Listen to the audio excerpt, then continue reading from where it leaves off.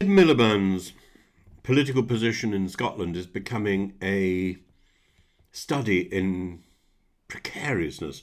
He is Labour's lead salesman for the green energy transition, yet he finds himself standing on the ground that keeps shifting beneath his feet. The Acorn carbon capture project at Peterhead was meant to be Scotland's flagship contribution to a UK-wide net zero strategy. It was the jewel Miliband and Rachel Reeves placed in the crown of Labour's green industrial narrative. £200 million of Treasury support, successive visits from the Prime Minister, the Chancellor and Miliband himself, and the promise of thousands of skilled jobs. Now, Storegga, the driving force behind Acorn, plans to sell its stake.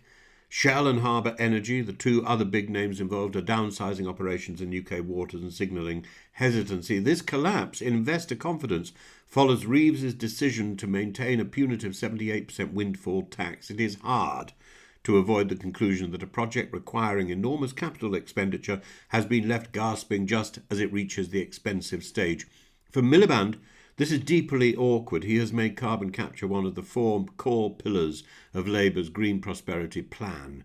The SNP's Stephen Flynn quickly sensed the vulnerability and demanded that GB Energy be forced to intervene as a backstop. That would spare the project from sinking and allow the SNP to claim they saved Scottish industrial jobs while Labour merely visited for photo opportunities. Sir Ian Wood has made the same call. The political optics are brutal. A green policy championed by Labour, saved by nationalists. If Storegga cannot find a new owner, Miliband must decide whether to throw in state money or watch a centrepiece of his Scottish offering fail. That is not a decision he wanted in an election year. At the same time, Miliband has turned his nuclear energy with startling aggression. In London, he mocked the SNP's refusal to build new nuclear plants as total dogma and total ignorance. He insists that Scotland must share in the prosperity of next generation nuclear and small modular reactors, fresh supply chain jobs, and the retention of 5,400 skilled workers currently linked to Torness, which closes by the decade's end. His rhetoric is clear. Scotland should find its inner Yimby and say yes to new reactors, new construction, new investment. But this is a frontal challenge to the devolved government's settled policy. It risks fueling nationalist claims that Labour is dismissive of Scottish democratic choices. If the SNP cast Miliband as a man intent on forcing nuclear plants on communities that rejected them, he could become an asset to the independence movement rather than to Labour's revival. There is also a second tension. Miliband is in a running battle with Reeves.